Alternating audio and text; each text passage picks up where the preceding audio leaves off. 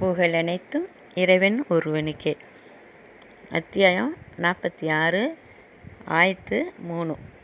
வானங்களையும் பூமியும் அவை இரண்டிற்கும் இடையே உள்ளவற்றையும் உண்மையும் ஒரு தவணையும் குறிப்பிட்ட தவணையும் கொண்டல்லாமே நாம் படைக்கவில்லை.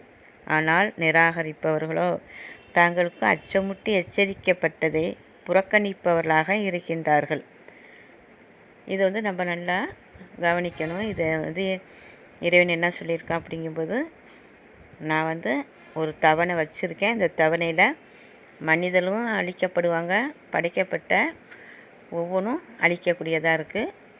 நான் கணக்கெடுக்காமல் எதையும் செய்வதில்லை அப்படிங்கிறதை சொல்லக்கூடியதாக இருக்குது. அப்போ நிராகரிப்பவர் நம்முடைய நல் உபதேசங்கள் அனைத்தையும் பொய்ப்பிப்பவர்களாக இருக்கிறார்கள் அப்படிங்கிறதை இறைவன் சொல்லி காமிச்சிட்டே வரான். ஒவ்வொரு ஆயத்துகளையும் பார்க்கக்கூடியதாக இருக்குது.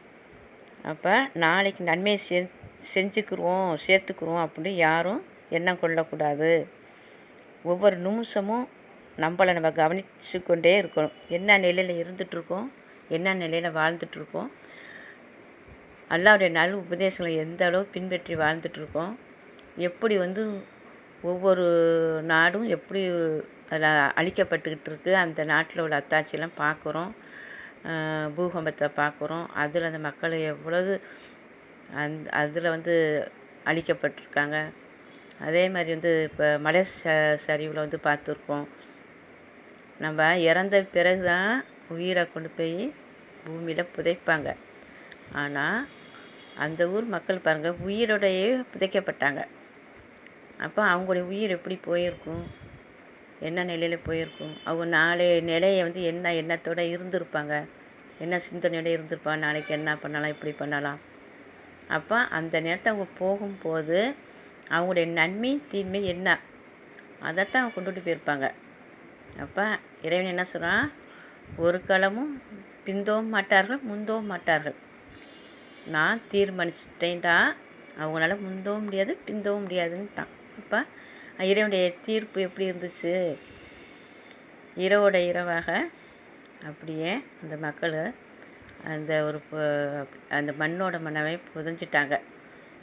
இதெல்லாம் நம்ம பார்த்துட்டு ரொம்ப உள்ளச்சத்தோட பயத்தோடு நம்ம வாழணும் அப்படிங்கிற இறைவன் ஒவ்வொன்றையும் அத்தாட்சியும் காட்டிக்கிட்டே தான் இருக்கான், மனிதருக்கு காட்டிக்கிட்டே இருக்கான். அதை அந்த மனிதர் புறக்கணித்து கொண்டே தான் இருக்கிறார்கள். அல்லாஹ் நாடியவர்களை தவிர புறக்கணித்து கொண்டே தான் இருக்கிறாங்க, அந்த ஒரு பயம் இல்லாமல். அதனால தான் நம்ம முடிஞ்ச அளவுக்கு நன்மைகளை முற்படுத்திக்கிறணும். வயசு கிடையாது, எந்த நேரத்தில் மரணம் எப்படி வரும் அப்படின்ட்டு யாருனாலையும் அறிய முடியாது. அறிந்தவன் ஒருவன் இறைவன் ஒருவனால், அல்லாஹ் ஒருவனால் மட்டும்தான் அந்த கணக்கு இருக்குது. அவன் கையில் அந்த கணக்கு இருக்குது. மனிதர் யாருனாலையும் எதுவுமே பண்ண முடியாது. நாளைக்கு நன்மை செய்வோம் நீங்கள் நினச்சாலும் செய்ய முடியாது. உங்களை பிடிக்கப்பட்ட அந்த நேரத்தை எந்த நன்மையே தீன்மையில் நீங்கள் வாழ்ந்தீங்களோ அதோட உங்கள் கணக்கு முடிஞ்சிருச்சு. அப்போ ஒவ்வொருத்தரும் நன்மையில் முற்படுத்தணும், நன்மையில் அதிகமாக செய்யணும்.